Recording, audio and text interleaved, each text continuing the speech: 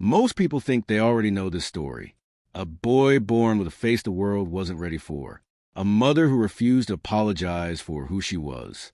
A Hollywood movie that made millions of people cry in dark theaters across America and share in a leather jacket, somehow making it all feel both raw and cinematic at the same time.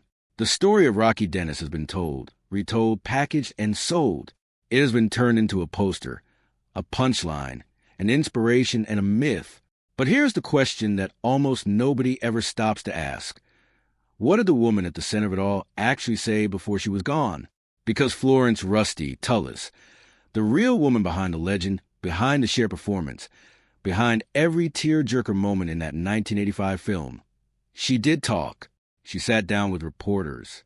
She gave interviews. She looked cameras in the eye and said things that Hollywood absolutely did not want you to hear. And what she revealed about her son, about herself, about the movie that immortalized them both, and about the night Rocky actually died, none of it fits neatly into the inspirational package that the film industry tried to sell you. So today, we are going back to the beginning. We are stripping away the cinematic gloss and sitting with the real story, the complicated, jagged, sometimes uncomfortable truth that Rusty Dennis carried until the very end of her life. Let's start with who Rocky Dennis actually was, because even that basic question has been buried under decades of myth-making. Roy Lee Dennis was born on December 4th, 1961, in Glendora, California. His nickname, Rocky, came from infancy. As a baby, he would only fall asleep if someone rocked him, and so the name stuck. For the first couple years of his life, he seemed like an ordinary, if frequently sick, little boy. He had ear infections, sinus problems, the kind of recurring childhood illness that exhausted parents learned to manage. Nothing that suggested anything catastrophic was coming. Then, around the age of 2, he went in for a routine tonsillectomy, and a radiologist looked at his x-rays and saw something that stopped him cold. What followed was nearly a year of intensive evaluation at UCLA Medical Center, multiple visits every single week, until the diagnosis finally arrived: craniodiaphyseal dysplasia, a condition so extraordinarily rare that in 1963, when Rocky was first diagnosed, doctors could point to fewer than a handful of documented cases in all recorded medical history. The disease causes calcium deposits to build abnormally within the skull. Bone thickens. Bone grows where it shouldn't. The face distorts. The brain gets compressed. Vision fails. Hearing fails. Neurological function deteriorates slowly, methodically, without mercy. The doctors who delivered this diagnosis to Rusty Dennis did not soften it. They told her directly. Her son would almost certainly go blind. He would likely suffer significant cognitive impairment, and he would probably be dead before he reached the age of 7. 7 years old. That was the ceiling they gave him. What happened next, and what Rusty said about it before she died, is the real story we are here to tell. Before we go any further into what Rusty revealed, you need to understand who this woman actually was. Not the version that Cher portrayed. Not the softened, glamorized anti-heroine of the film. The real Florence "Rusty" Tullis was something that screenwriters genuinely struggled to contain, because real people rarely follow the rules of narrative structure. Rusty was born Florence Steinberg on May 29, 1936, in Brooklyn, New York. Her father drove trucks. She grew up sharp-tongued and restless in a way that formal education had absolutely no idea how to handle. By the age of 13, she had already been removed from junior high school for truancy. By 14, she was running with motorcycle gangs and experimenting with marijuana. At 15, she dropped out entirely and took a job dancing at Coney Island, a job she was nowhere near legally old enough to hold. She was not a rebellious teenager in the way that after-school specials describe rebellion. She was something harder to categorize. She was a person who had decided, very early in life, that the rules that governed most people simply did not apply to her. She married for the first time at 17 to a truck driver named Tommy Mason. That marriage produced her first son, Joshua, and then collapsed. She moved back in with her parents. Then came a second marriage to a man named Roy Dennis and a move to California. And in 1961, Rocky arrived. By the time the devastating diagnosis came down, Rusty had already constructed an entire personal worldview around a single, uncompromising conviction. that human beings have the power to determine their own health through the force of their belief. She had told interviewers that she believed deeply, not metaphorically but literally, that if a person could make themselves sick through their mental state, they could also make themselves well through that same force. She raised Rocky on that philosophy from the very beginning. Every headache, every flare of pain, every moment when the disease pressed down on him, she would send him to his room and tell him to go make himself well. That philosophy powered everything she did as his mother, and it cast a shadow that we will have to come back to. Now, here's something that the film depicted, but still, in many ways, softened for general audiences.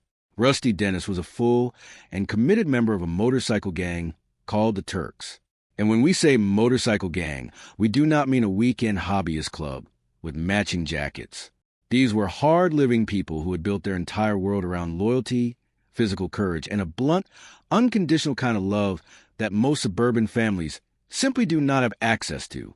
The biker community that surrounded Rocky Dennis was not backdrop. It was not atmosphere. It was his family.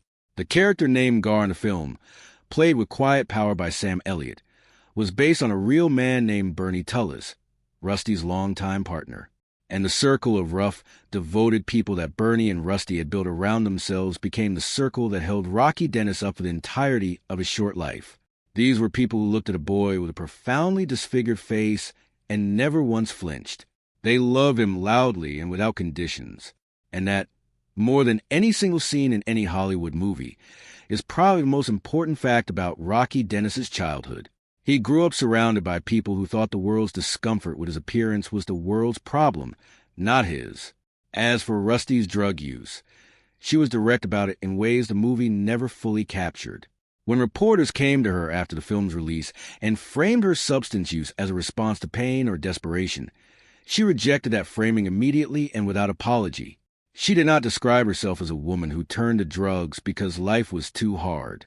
She described herself as a woman who partied, who had always partied, and for whom drugs were simply part of that life. That distinction mattered enormously to her. She was not a victim of her circumstances looking for escape. She was a person who had chosen a life and owned every part of it. By 1985, Mask was in theaters across the country, directed by Peter Bogdanovich, starring Cher as Rusty and Eric Stoltz in a physically and emotionally demanding performance as Rocky. The film grossed over $48 million at the box office.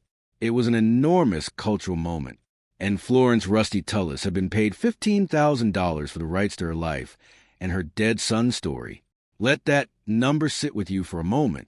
$48 million at the box office. $15,000 to the woman, without whom none of it existed. And here is the detail that makes that number even more layered and more painful. According to multiple sources, most of that $15,000 did not go toward anything for Rusty herself. It went toward medical bills for her older son, Joshua, who was at that time being treated for AIDS-related illness. Rusty Dennis did not sell her son's story for profit. She sold it to try to keep another son alive. When reporters descended on her after the film's release, they came expecting gratitude. They came expecting a grieving mother moved to tears by seeing her story brought to the big screen. What they got instead was something far more interesting and far more uncomfortable. She called the movie a fairy tale, not a memorial, not a tribute, a fairy tale. Those were her own words, given to journalists who wrote them down. She told the Chicago Tribune in 1986 that she had always believed showing Rocky's courage would help disabled children and their families. That parents of disabled kids could sometimes be more limited than the kids themselves. She had imagined a film about her son. What she got, she said, was a film that turned her into a character too. She acknowledged Cher's performance generously and without reservation. She said Cher depicted her very well. She even said something that has stuck with anyone who has read it carefully, that she had always thought she was perfectly normal and that the rest of the world was the one that was broken. That line alone tells you almost everything you need to know about who Rusty Dennis was. But the thing that clearly stunned the most, the thing she came back to in multiple interviews, was Erasure Joshua. Her firstborn son, the boy who had grown up alongside Rocky, did not appear in the film at all. He was simply written out, removed, as though he had never existed. And for a woman who had spent her entire life fighting against the idea that inconvenient people should be made invisible, fighting that battle on behalf of Rocky every single day, having her other son treated as expendable by a Hollywood production was not something she could simply let go. Joshua Mason had grown up to become a writer living in San Francisco. He was openly gay. By 1986, he had been diagnosed with Kaposi sarcoma, a cancer associated with AIDS that was devastating entire communities during that period. Rusty was, by all accounts, supportive of her son in a way she was supportive of everything, directly, without sentimentality, and without pretending the situation was anything other than what it was. Joshua died in 1987, at the age of 32. Rusty had now buried both of her sons. She had sold one son's story to try to save the other, and the film that was supposed to honor the first son had not even acknowledged the second one existed. Then there was the music, which became its own separate source of documented frustration. Rocky Dennis was a devoted Bruce Springsteen fan, not casually interested, genuinely devoted, in the way that teenagers in the early 1980s could be devoted to Springsteen, completely, almost religiously. Director Peter Bogdanovich had built the film's entire original soundtrack around Springsteen's music because that music was authentic to who Rocky actually was. But Universal Pictures was unable to reach a licensing agreement with Springsteen's label, Columbia Records, and the studio made the decision to swap the entire soundtrack for Bob Seger tracks. They did this without informing Bogdanovich. When Rusty saw the finished film, with Bob Seger playing over scenes from her son's life, she told a San Francisco talk show host flatly that she didn't think Rocky even knew who Bob Seger was. 7 words, delivered without drama. And somehow one of the most cutting things anyone has ever said about Hollywood's relationship with the real people whose stories it consumes. Bogdanovich was furious enough to sue Universal Pictures for $19 million, arguing the music change violated his contractual rights as director. The original Springsteen soundtrack was eventually restored for a director's cut release in 2004, nearly 2 full decades after the film first reached theaters. 20 years after Rocky's story was first told on screen, it finally had the soundtrack his mother said it should have had from the beginning. Now we come to the part of the story that almost nobody discusses, because all of the complications around the money and the music and the missing brother, those are troubling. But what Rusty said about the actual night Rocky died is where the real weight of this story lives. By late 1978, Rocky was 16 years old, and the disease that should have ended his life 9 years earlier was finally winning. He had been using a wheelchair in his final weeks. The headaches that had accompanied him his entire life had escalated to a level that no medication could adequately touch. In early October 1978, the family went out together for dinner. Rocky, Rusty, Bernie, and the people who had been their circle throughout Rocky's life. Everyone present could see how diminished he had become. That evening, Rocky came home from dinner with a headache, and Rusty did what she had done every time he was in pain for the entirety of his 16 years on Earth. She sent him to his room and told him to make himself well. He did not wake up the next morning. Rocky Dennis died at home, in his sleep, on October 4th, 1978. He was 16 years old, 3 months shy of his 17th birthday. He had outlived the death sentence doctors delivered when he was 2 years old by nearly a decade. The movie depicts Rusty discovering his body herself, a scene of raw, almost unbearable grief. In reality, Rusty was not at home when Rocky died. She was at her lawyer's office, dealing with a drug possession charge. It was Bernie, the real Gar, who called to tell her. Hollywood smoothed that edge, as it smoothed so many edges. But Rusty never asked anyone to smooth it for her. She never presented herself as a perfect mother in a perfect moment. She presented herself as exactly who she was, always. The philosophy she had raised Rocky on, the belief in making yourself well, in refusing to see yourself as a victim of your own body. She never publicly recanted it. She never described it as a mistake. She never stood in front of camera and said she wished she had done things differently on that last night. What she said and kept saying was that she believed in it completely.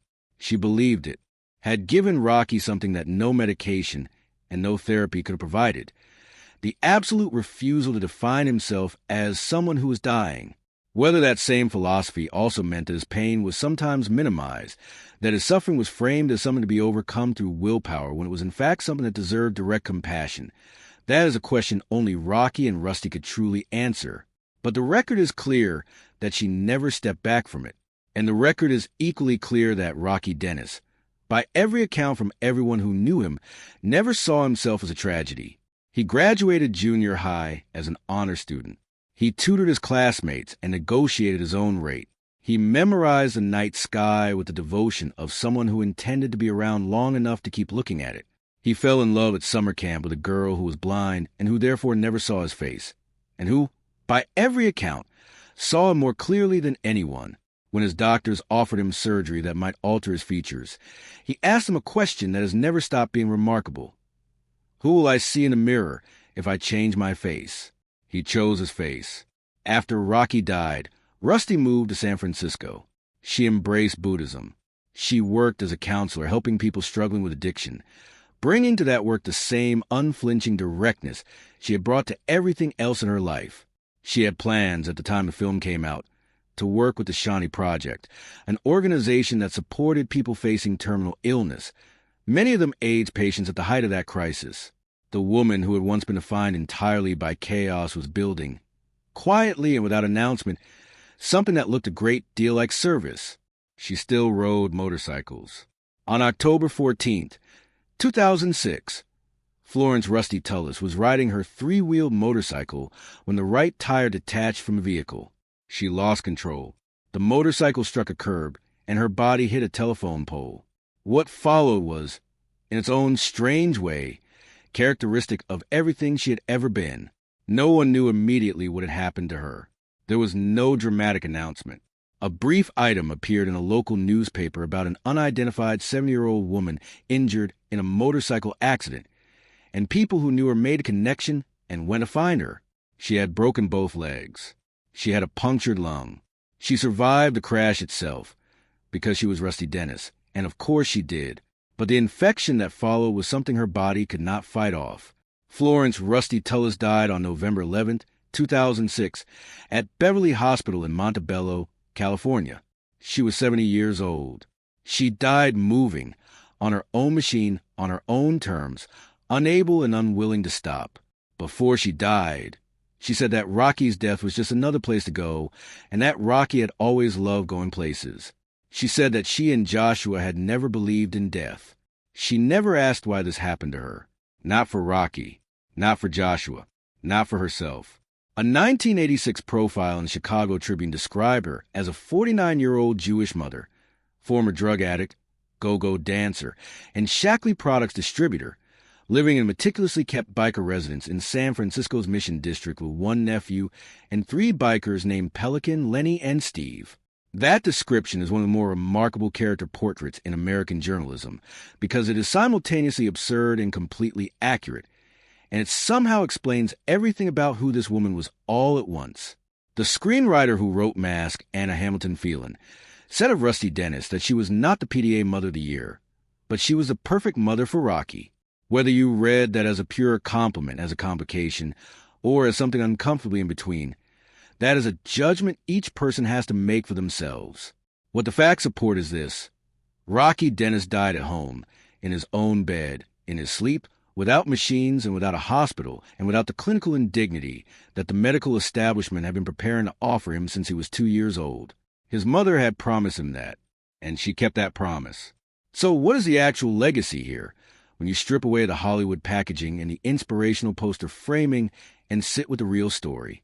Rocky Dennis lived nearly 17 years with a disease that was supposed to have a 7-year ceiling.